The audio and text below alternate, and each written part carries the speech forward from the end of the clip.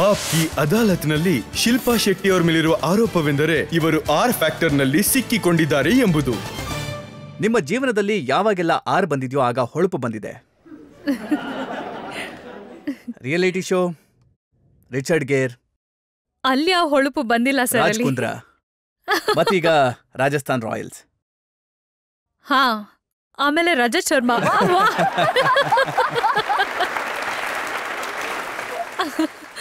ನೀವ್ ಸ್ಮೈಲ್ ಕೂಡ ಮಾಡ್ತೀರಾ ರಜತ್ ಅವರೇ? ಮೊದಲನೇ ಸಲ ನೋಡ್ತಿರೋದು. ನಾನ್ ಕೇಳ್ಪಟ್ಟೆ ನೀವು ಇತ್ತೀಚೆಗೆ ರಾಮಾಯಣ ಓದ್ತಾ ಇದ್ದೀರಂತೆ. ಹಾ, ನೀವು ಸ್ವಲ್ಪ ಜಾಸ್ತಿನೇ ನನ್ ಮೇಲೆ ರಿಸರ್ಚ್ ಮಾಡ್ತಿದ್ದೀರಾ.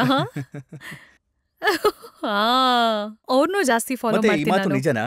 ಸ್ವಾಮಿ ರಾಮದೇವ್ ಅವ್ರ ತರ ನೀವು ಯೋಗ ಗುರು ಆಗೋದಕ್ಕೆ ಪ್ರಯತ್ನ ಮಾಡ್ತಿದ್ದೀರಿ? ನಾನು ಟ್ರೈ ಮಾಡ್ತಾ ಇಲ್ಲ. ನನ್ಗೆ ಸ್ವಲ್ಪ ವಿಚಿತ್ರ ಅನ್ಸ್ತಿತ್ತು ನಾನು ಟ್ರಾವೆಲ್ ಮಾಡ್ತಿರ್ಬೇಕಾದ್ರೆ. ಮತ್ತೆ ಎಷ್ಟೇ ಯೋಗ DVDs ಮತ್ತೆ ಬುಕ್ಸ್ ಇದೆಯಲ್ಲ abroad, they are all done by foreigners. ನಾನು ಅನ್ಕೊಂಡೆ ಇದೊಂದು ಒಳ್ಳೆ ದಾರಿ ಆಗುತ್ತೆ ಜನಕ್ಕೆ ಹೇಳೋದಕ್ಕೆ. ಮತ್ತೆ this is something that comes from your own country and you have to value it. And that's why I did it. ಮತ್ತೆ ಅದನ್ನ ನೋಡಿದ ನಂತರನೇ ಕರಣ್ ಜೋಹರ್ ಹೇಳಿದ್ದು Shilpa has the best body in the country. Thank you. ಆದ್ರೆ ನಾನು ನಿಮಗೆ ತೋರಿಸ್ಬೇಕು ನೀವು ಪ್ರಾರಂಭದಲ್ಲಿ ಹೇಗಿದ್ರಿ, ಮತ್ತೆ ಪ್ಲೀಸ್ ನನಗೆ ನೋಡಕ್ ಇಷ್ಟ ಇಲ್ಲ. ನನ್ನ ಹತ್ರ ಒಂದೆರಡು ಫೋಟೋಗಳಿದೆ, ಖಂಡಿತ ಜನತೆ ಅದನ್ನ ನೋಡ್ಬೇಕು. ಶಿಲ್ಪಾ ಶೆಟ್ಟಿ ಮೊದಲು ಹೇಗೆ ಕಾಣಿಸ್ತಾ ಇದ್ರು ಮತ್ತು ಸಾಕಷ್ಟು ಶ್ರಮದ ನಂತರ ಹೇಗೆ ಕಾಣಿಸ್ತಿದ್ದಾರೆ. Oh God.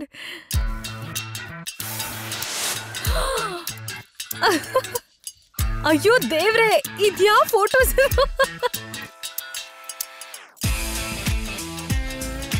13 ವರ್ಷ ಆಗಿತ್ತು ನನಗೆ. ಈ ಫೋಟೋಗ್ರಾಫ್ಸ್ ಇಂಟರ್ನೆಟ್ ಅಲ್ಲಿ ಬಂದಿತ್ತಲ್ಲ, ಯಾವ್ದೋ enemy ಹಾಕಿರ್ಬೋದು.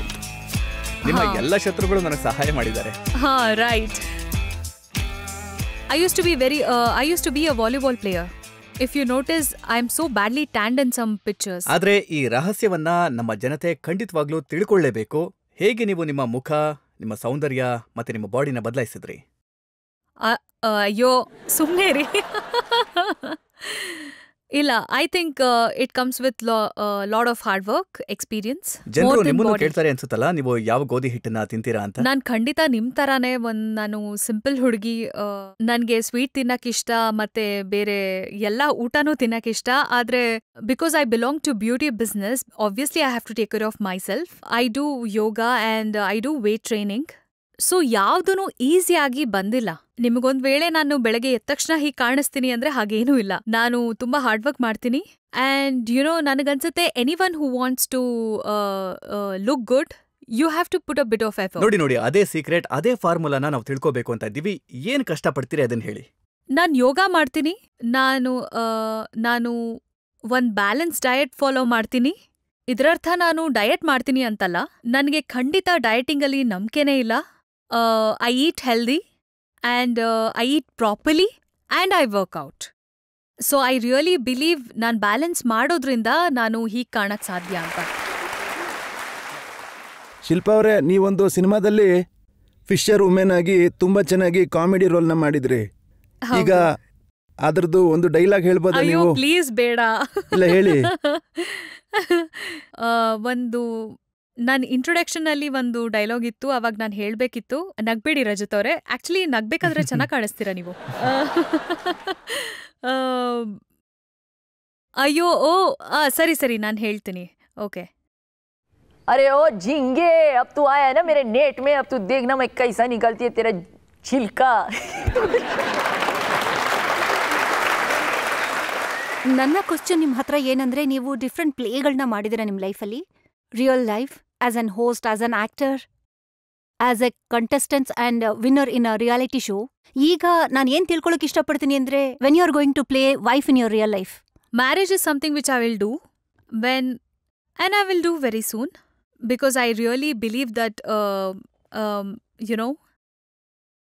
I wanted to be married to the right person, and with the God's grace I found the right person and I want to have children.